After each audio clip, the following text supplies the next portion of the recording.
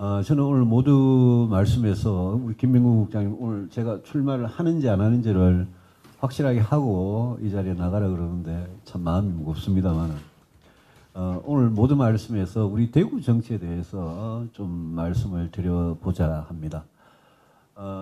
제가 정치를 한 지 23년이 됐습니다. 2000년에 시작을 해서 원래 2023년이니까요. 2000년 2월에 여의도 연구소장으로 한나라당에 발을 들여놓은 이래 2005년에 재보궐선거에서 대구 동구을 국회의원이 돼서 대구 시민들께서 4번을 뽑아주셔서 여기에서 4선 국회의원을 했습니다. 제가 2011년, 지금부터 12년 전입니다만은 2011년에 제 처음이자 마지막으로 전당대회를 출마한 적이 있습니다. 그때 홍준표 대표하고 경쟁을 해가지고 제가 2등을 하는 바람에 그냥 최고위원을 하고 홍 시장이 이제 대표가 된 그런 전당대회였는데 제가 재선 국회의원이었을 때입니다. 그때 제가 내건 기치가 용감한 개혁을 하자라는 거였습니다. 그 용감한 개혁이라는 그때 저희 이 슬로건이라 할까요? 캐치프레이즈가 저는 사실 정치를 하면서 특히 대구 경북을 고향으로 두고 대구 경북의 국회의원으로서 정치를 하면서 제가 느꼈던 저희 생각 그대로를 말씀을 드리고 그 생각과 거의 똑같은 생각을 2015년 새누리당 원내대표 할 때 대표 연설에서 제가 이야기를 한 적이 있습니다. 2015년 새누리당 원내대표는 저한테는 제 정치에서는 굉장히 좀 이 갈림길에 해당하는 그런 때였습니다. 박근혜 정부 3년 차였고요.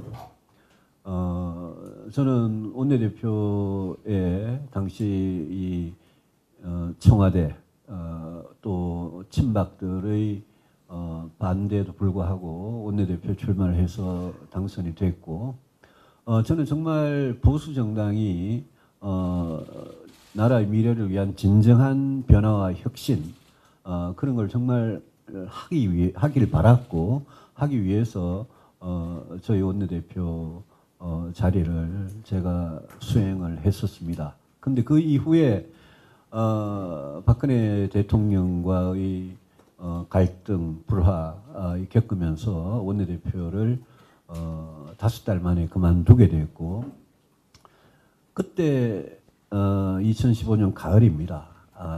10월입니다. 그때 제가 대구 계산성당에 와서 그때 신부님들이 자리를 마련해 주셔서 계산성당에서 강의를 한 적이 있었습니다. 그 강의 제목이 대구가 개혁의 중심이 되자라는 그런 강의였습니다.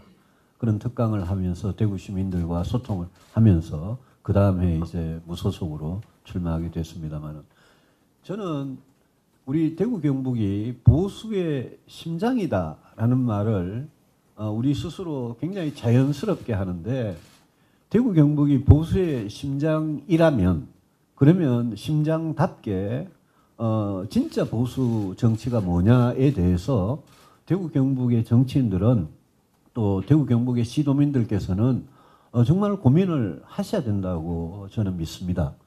선거 때마다 보수당을 많이 찍어주시고 지난 대선들을 돌이켜보면 80%, 70% 넘는 지지를 보내주시고 또 여기는 보수 정당에서 공천만 받으면 그러면 아주 쉽게 당선되는 그런 지역인데 그래서 우리가 쉽게 보수의 심장이라 그러는데 그 보수가 도대체 어떤 정치를 하는 건지에 대해서 과연 저를 포함해서 대구 경북의 정치인들이 제대로 고민을 깊이 하고 있느냐에 대해서 저는 늘 질문을 던집니다. 보수가 뭐냐? 진짜 보수가 뭐냐? 보수는 지키는 겁니다. 지키는 거는 좋은 걸 지키는 겁니다. 우리가 갖고 있는 좋은 가치, 더 좋은 세상을 만들기 위한 우리의 비전과 희망, 그런 걸 지키는 겁니다. 그래서 저는 늘 보수는 공동체, 대한민국이라는 공동체가 무너지지 않도록 지키는 거고, 그걸 위해서 보수는 경제와 안보에 누구보다도 유능해야 됩니다. 능력이 있어야 됩니다. 문제 해결을 할 수 있어야 됩니다. 그리고 보수는 저는 헌법 가치를 제대로 지켜야 된다고 생각합니다. 윤석열 대통령께서 취임사부터 계속 자유를 외치는 거 여러분 잘 아실 겁니다. 취임사, 유엔 총회 연설, 취임 100일 연설에 자유가 뭐 거의 합치면 한 100번쯤 자유를 외쳤습니다. 그런데 우리 대한민국 헌법에는 우리 1919년에 상해 임시정부에서 우리 선조들이 만드는 임시헌장의 1조가 대한민국은 민주공화정이라고 되어 있습니다. 그게 48년 건국을 하면서 민주공화국이 우리 재헌헌법에 된 겁니다. 그 헌법 안에 우리는 자유도 있지만 평등도 분명히 있습니다. 모든 국민은 법 앞에 평등하다는 게 평등의 가치입니다. 그 헌법 안에는 공정과 정의가 있고요. 그 헌법 안에는 성장이 있으면 복지가 있고, 헌법 안에는 생명, 인권, 환경 이런 가치들이 그 안에 다 녹아 있습니다. 그런데 그 중에서 자유라는 한마디만 딱 빼가지고 시장의 자유, 개인의 자유, 우리는 자유만 지키면 된다라고 하는 거는, 그거는 보수가 가치를 너무 편식하는 거라고 저는 늘 생각해 왔습니다. 보수가 그렇게 헌법의 가치를 아주 보고 싶은 것만 골라가지고 편식을 하는 사이에 진보 세력이라고 스스로 참칭하는 세력들은 나머지 모든 가치를 다 가져갔습니다. 평등, 공정, 정의 이런 가치들을, 환경, 인권, 생명, 안전 이런 가치들을 다 가져갔습니다. 그런데 여러분들 아시는 대로 그 우리나라의 진보 세력이라는 사람들이 도대체 그 가치들을 제대로 지켜왔느냐? 저는 전혀 아니라고 생각을 합니다. 그래서 저는 제가 2011년에 전당대회에 도전했을 때, 2015년 원내대표 도전했을 때 늘 보수가 지평을 넓혀야 된다. 헌법을 제대로 지켜야 된다라고 저는 외쳐왔습니다.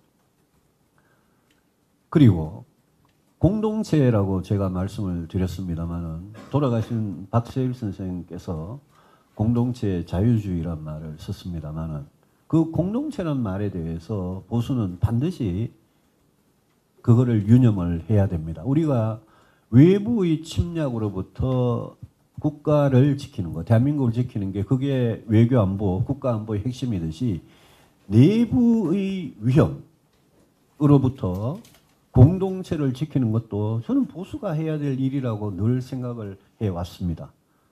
공동체를 지키는 것, 내부의 붕괴, 이게 뭐냐?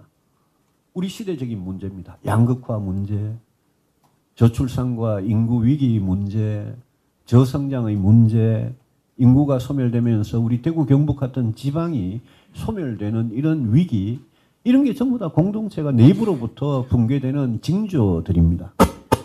이거를 보수가 확실하게 공동체를 안전하게 지켜나가는 것, 저는 이것도 보수의 역할이라고 생각을 합니다. 그래서 저는 왜 우리 선조들이 민주공화국이라고 말을 해놨냐.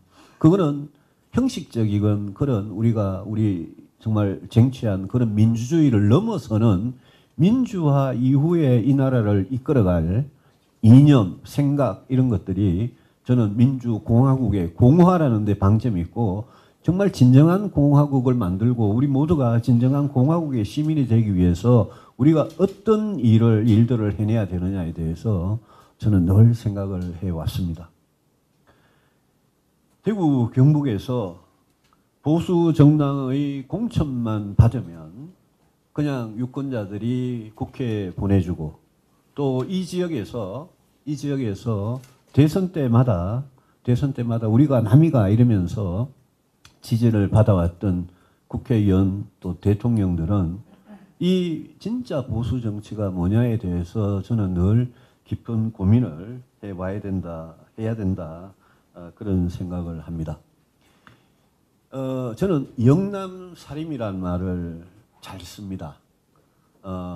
역사가들에 따라서는 영남살임이 조선 중기 후기에 조선이 이렇게 굉장히 쇠락하게 되는 그런 원인을 제공한 그런 당파 싸움의 한 축이라고 말하기도 합니다만은, 저는 영남살림의 아주 원초적인 정신, 고려 말 조선 초에 그 정신은 저는 우리 영남 지역의 이 DNA에 면면이 흐르고 있다고 늘 믿습니다. 지금 오늘날의 정치에서 과연 우리 대구 경북의 TK의 정치가 우리가 정말 본받고 싶은 영남살림의 수기치인하는 그런 정치, 또 제가 아까 말씀드린 우리 헌법을 지키고 공동체를 지키고 하는 그런 이 정치를 해왔느냐에 대해서 저는 굉장히 좀 반성을 하는 그런 입장입니다.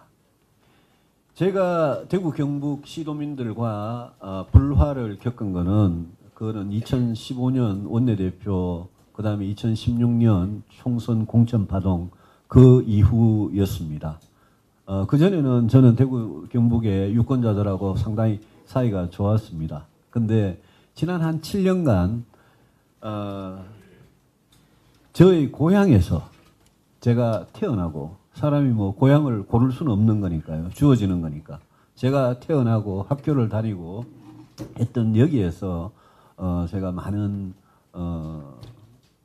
어려움을 겪어왔습니다만은, 저는 뭐 아무리 제가 제 고향에서 어려워도 제가 한 번도 제 생각을 바꾼 적이 없고, 저는 정치를 하면서 언젠가는 우리 대구 경북의 시도민들께서 저희 진심을 알아주실 거다라는 마음으로 제 소신과 양심에 따라서 정말 제 마음에서 우러나오는 생각, 목소리에 따라서 정치를 해왔다고 생각을 합니다.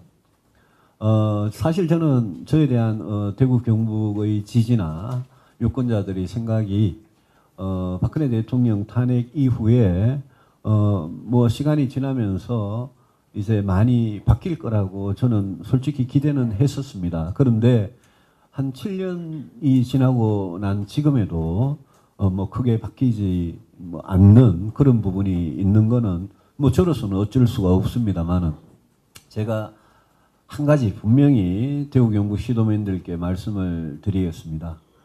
저는 정치를 하면서 하루도 내가 왜 정치를 하는가를 하루도 잊어본 적이 없습니다.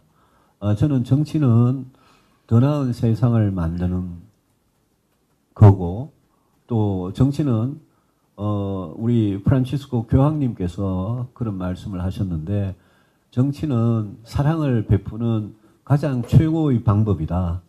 공공선을 실행하는 가장 최고의 방법이다.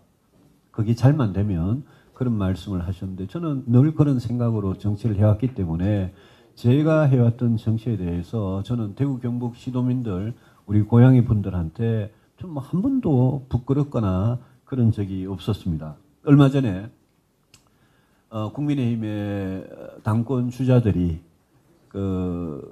국민의힘 대구 경북 시도당이 있는 거기 와서 540년 전에 안동에서 강릉으로 원조 TK다 그러고, 어떤 분은 또 모태 TK다 이러는 걸 보면서 제가 우리 대구 경북 시도민들은 정말 어떤 정치를 바랄까에 대해서 좀 다시 한번 생각해보는 그런 계기가 됐습니다.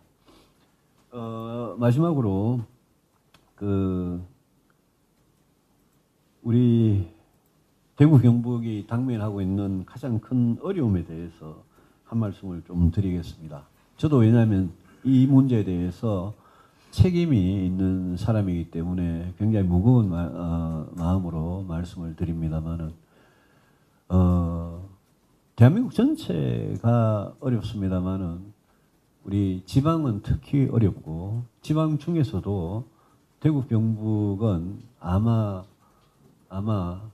이렇게 사라지고 약해지고 소멸되어가는 가장 첫 번째 지역이 될 위험이 굉장히 높습니다. 제가 광주에 가서, 대구에서 저는 똑같은 정치는 똑같은 말을 해야 한다고 늘 생각하는 사람인데 제가 광주에 가서도 광주분들이 바뀌고 광주의 정치가 바뀌어야지 대한민국이 바뀐다라고 이야기를 하고 저는 대구에 와서도 대구 정치가 바뀌어야지 보수 정치가 바뀌고 대한민국이 바뀐다라고 생각을 하는데 여러분 1992년 통계가 잡히고 난 이후에 지금 30년째 2021년까지 통계가 있습니다만은 30년째 대구의 1인당 GRDP가 전국 꼴찌고 이게 전반적인 인구 위기하고 젊은이들의 유출과 맞물리면서 여러분들 지금 경북에 고령화된 그런 지역에 가서 느끼는 게 대구에 언제 어떤 모습으로 올지 모릅니다. 제가 K2 이전에 제가 정치를 하면서 목을 맨 이유가 서울, 인천, 경기 사람들은 알 수가 없는 지방의 어려움을 어떻게 해결하느냐. K2 200만 평과 그 주변에 고도 제한에 묶인 수천만 평의 땅이 이제 군위의성에 통합신공항이 생겨서 풀리면 그거는 어떻게 하든지 간에 여러분들 그 땅을 대구가 확보를 해서 거기에 절대 아파트 짓지 말고 거기에 우리 대구 경북이 먹고 살 중핵 산업, 중핵 기업 이런 걸 유치하는 중핵 도시가 되도록 만들어야 되고 그걸 위해서는 저는 인구 소멸과 지방의 소멸을 겪은 일본 등 여러 나라들의 경험을 우리가 참고를 해서 정말 국가적으로 확실한 그런 지원을 받아야 됩니다. 저는 대구만 그런 지원을 받아야 된다고 주장하지 않습니다. 우리 지방도시 중에 가장 심각한 게 대구고 두 번째 심각한 게 부산과 광주입니다.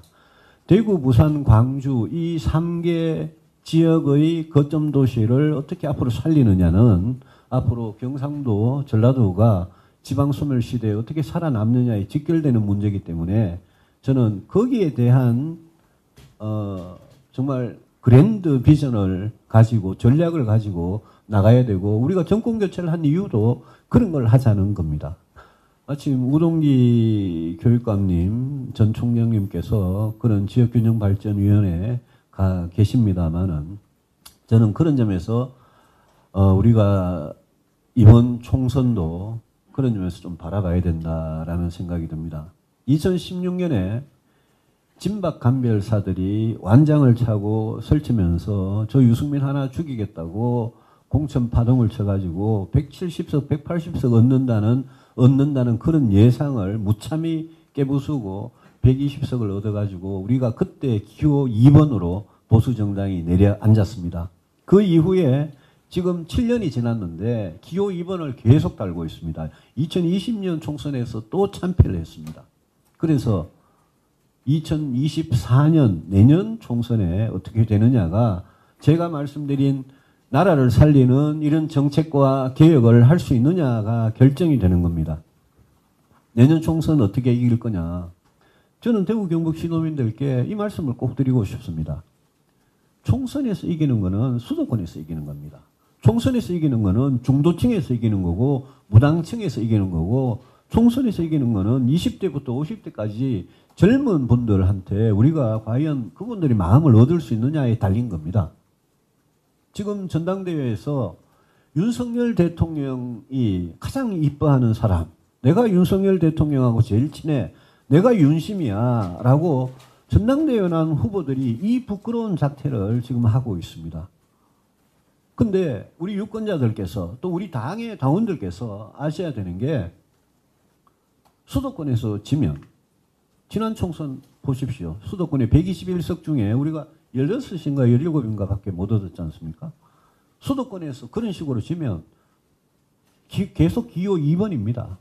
기호 2번이면서 이번에 국회에서 법 통과시키는 거 하나 보십시오. 아무것도 못합니다. 민주당이 반대하면 아무것도 못합니다.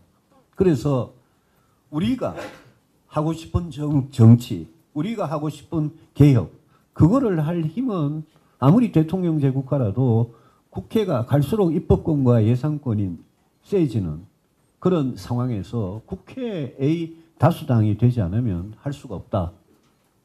국회 다수당이 어떻게 되느냐. 유일한 전략은 민심밖에 없습니다. 민심을 얻을 수밖에 없습니다. 그것도 누구의 민심이냐. 수도권의 민심이고 중도층의 민심이고 젊은 층의 민심입니다. 그 민심을 얻지 않으면 우리 당은 내년 선거에서 이길 수가 없습니다. 그런데 2016년에 그 잘못을, 그 실수를 해놓고도 지난 역사의 경험에서 배우지 못하는 게 우리 보수 정당이고 TK 정치권입니다. 제가 지금 윤석열 대통령한테 아부하고 공천을 위해서 거기에 줄을 서는 사람들의 행태, 특히 우리 지역 출신 국회의원들이 그 일부가 그런 행태를 보이는 걸 보고 저는 정말 실망입니다. 그분들, 우리 당이, 보수 정당이 어디로 가야 되느냐. 윤석열 정부가 진짜 성공하려면 뭘 해야 되느냐. 내년 총선이 지면 윤석열 정부 5년 내내 식물정부입니다. 그게 과연 성공이냐. 대통령께서도 이 점에 대해서 직시하시고 이 점에 대해서 마음을 열어놓고 생각을 하셔야 된다고 봅니다. 자기 말 잘 듣는 검사 출신, 자기 말 잘 듣는 청와대 비서진들, 제일 당선 가능성이 높은 서울의 강남 서초 송파 TK, PK 지역에 이렇게 꼽는 그런 공천, 그 2016년 우리 하다가 그때부터 이 기호 2번이 되었지 않습니까? 그러면 조금 더 넓게 보고 크게 보면 도대체 어떻게 하는 게 총선에 승리하고 정말 이 정권이 또 이 나라가 가야 할 길로 가느냐에 대해서 저는 대통령께서도 또 우리 국민의힘 국회의원들께서도 그리고 무엇보다도 지금 전당대회 룰이 유승민 하나 잡겠다고 100대 빵으로 바꿔놨는데 우리 당원들께서도 이 점에 대해서 굉장히 좀 깊이 생각을 해 주셔야 된다. 그렇게 생각을 합니다.